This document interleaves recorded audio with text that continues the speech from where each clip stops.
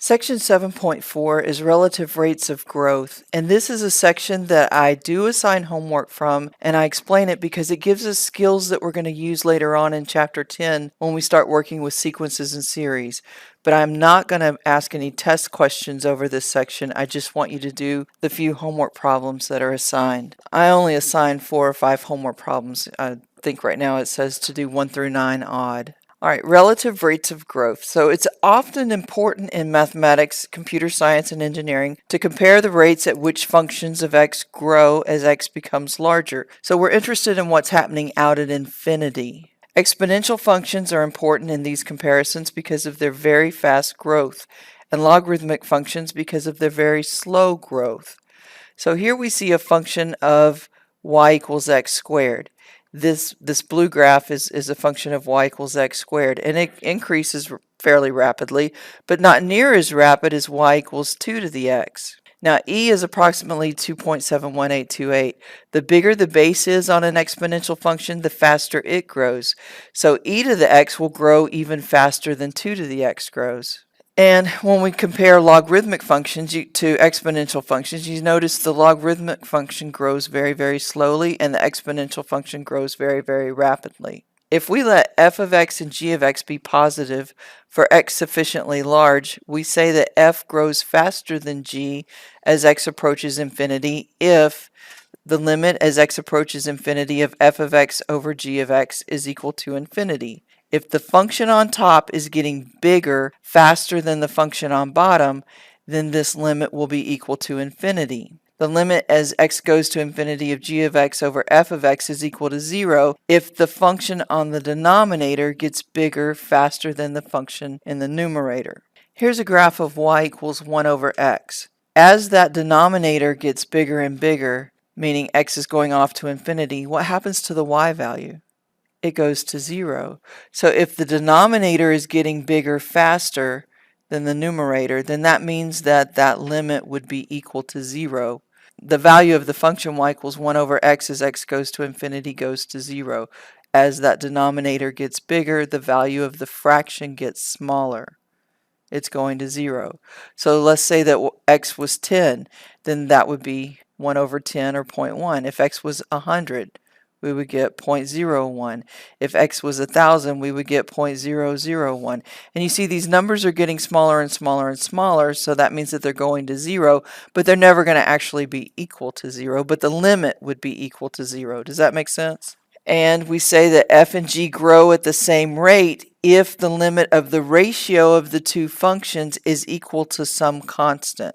What I mean by this in number 2 is if f and g grow at the same rate, an example of that would be something like the limit as x approaches infinity of, let's say, 3x squared plus 2 over 5x squared minus 1. This plus 2 and the minus 1 aren't going to matter much as x goes off to infinity.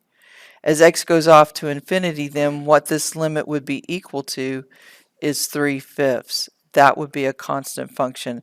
So we would say that 3x squared plus 2 grows at the same rate as 5x squared minus 1. Remember from Cal 1, we said that if the degree of the numerator is equal to the degree of the denominator, then we just look at leading coefficient over leading coefficient for the limits. All right, so let's look at example 1. Here we're asked to determine if the following functions grow faster, slower, or at the same rate as the function 3e to the 5x as x goes to infinity. So what we're going to do is we're going to compare each of these functions to 3e to the 5x. So in part A, we're going to be looking at the limit as x approaches infinity of 3.2 raised to the 5x divided by 3e to the 5x. Using algebraic manipulation, I could rewrite this as the limit as x approaches infinity of, factor out that 3 in the denominator, and we get 1/3 times. Now both the 3.2 and the e to the e are raised to the same power of 5x, so I could write that as 3.2 divided by e, all raised to the 5x. Agree with that? 3.2 divided by e, is this going to be a number bigger than 1 or less than 1? It's going to be bigger than 1, and when you raise a number bigger than 1 to an exponential power, then that thing's going to be growing off to infinity, so we would say that this is equal to infinity. that means that the function on top is growing faster. If we get that limit equal to infinity. That's what we said right here. We said the function on top grows faster than the function on bottom if that limit is equal to infinity. So what we can say here is that 3.2 raised to the 5x grows faster than 3e to the 5x. On part B, we're asked to compare to e to the x over 5. So I look at the limit as x approaches infinity of e to the x over 5 divided by 3e to the 5x. Using algebraic manipulation, then, I could say that this is going to be equal to the limit as x approaches infinity of 1/3. Now I'm looking at e to the x over 5 divided by e to the 5x. When you divide with a common base, what do you do to the exponents? We subtract them, right? 1/5 x minus 5x is going to give us negative 24/5. So this is going to be the limit as x approaches infinity of 1/3 times 1 over e to the 24/5 x. This denominator is going to infinity, so this ends up being 1/3 times 0, which is 0. Because we got 0, that means that this function grows faster than the one on top. Anytime your limit is equal to 0 like this, that means that the function in the denominator grows faster than the one on top. Another equivalent way of saying that is that e to the x over 5 grows slower than 3e to the 5x. Saying the denominator grows faster is the same thing as saying the numerator grows slower than the denominator. In part C, we want to compare 1/8 e to the 5x divided by 3e to the 5x. Well, these exponential parts are exactly the same. That means that I could cancel them out and I get 1 over 24. 1 over 24 is a constant, and when the limit of the ratio of these two functions is equal to a constant, we said that the functions grow at the same rate. So 1/8 e to the 5x grows at the same rate as 3e to the 5x. If your limit, when you compare the two functions, is equal to infinity, the one on top grows faster. If the limit is equal to 0, then the one on bottom grows faster, which is the same thing as saying the one on top grows slower. And if the limit is equal to a constant, then the two functions grow at the same rate. Now we use that concept of growth to talk about something called big O and little o. A function f is of smaller order than g as x goes to infinity if that limit is equal to 0. We indicate this by writing f equals little o of g. When the one on top grows slower, we say f is little o of g. Because f grows slower than g, we use a little o. Let f and g be positive for x sufficiently large, then f is of at most the order of g as x goes to infinity if there is a positive integer m for which f of x over g of x is less than or equal to m for x sufficiently large.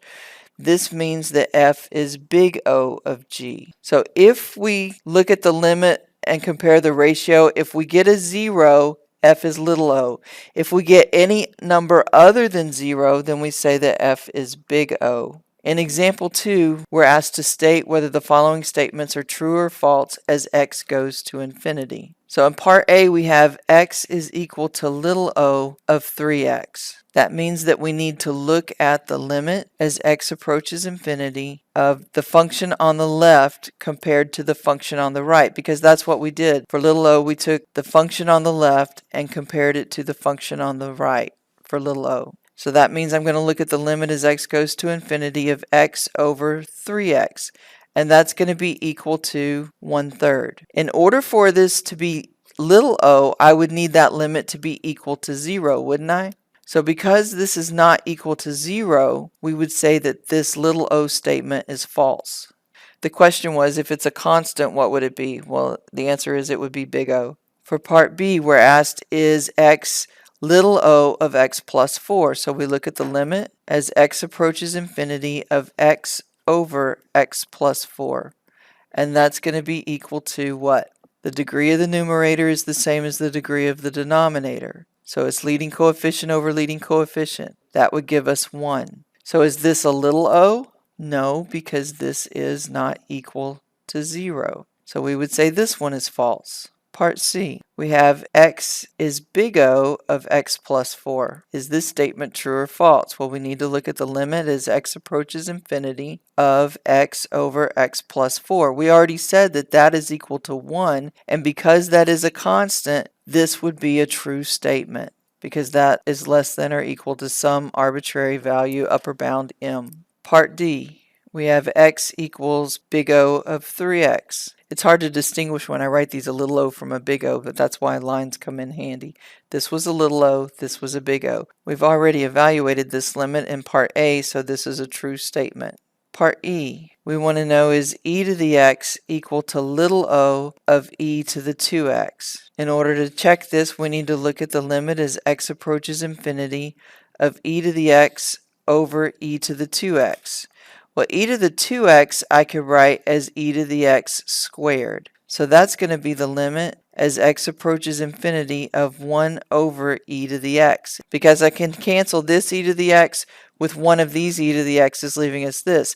As x goes to infinity, e to the x also goes to infinity. So 1 divided by infinity, we said, is 0. So is this little o? Yes, it is, and we would say that this statement is true. Part F, we want to know, is 3x plus ln x equal to big O of x?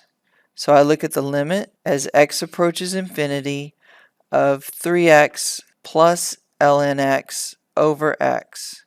What rule can I use to evaluate this limit? Well, one thing I could do is I could distribute that denominator, and that would give us the limit as x approaches infinity of 3 plus ln x over x. Then I could use L'Hopital's rule, and this would be 3 plus the limit as x approaches infinity of the derivative of the numerator over the derivative of the denominator. And as x goes to infinity, 1 over x goes to 0. So this would be 3 plus 0, which is less than or equal to some upper bound. So is 3x plus ln x big O of x? Yes, it is. That was the condition for big O. Remember, things are big O if we end up with a number that's not equal to 0. So this would be a true statement because this limit ended up being just 3. And 3 is not equal to 0, and it's less than or equal to some upper bound. It doesn't go off to infinity. On Part G, we're asked, is the natural log of x little o of the natural log of 3x?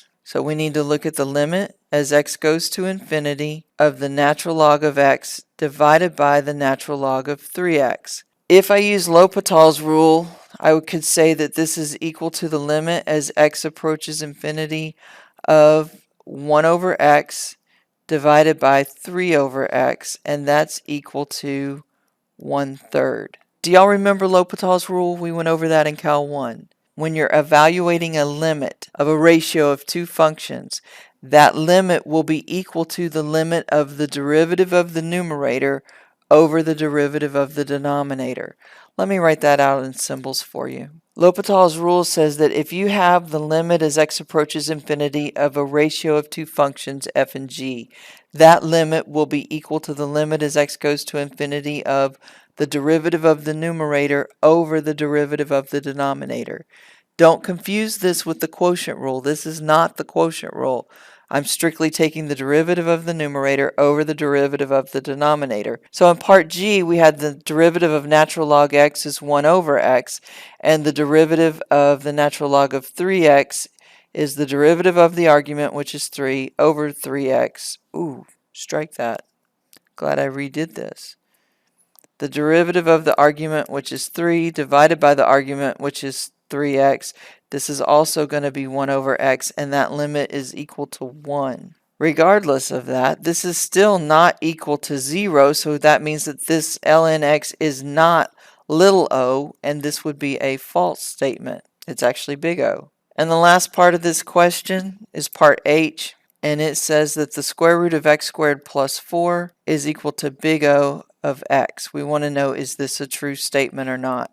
So we have to look at the limit as x approaches infinity of the square root of x squared plus 4 divided by x. x is equal to the square root of x squared. And now, since I have both of these terms underneath radicals, I can distribute that denominator, and that would give us the limit as x approaches infinity of the square root of x squared divided by x squared minus 4 over x squared.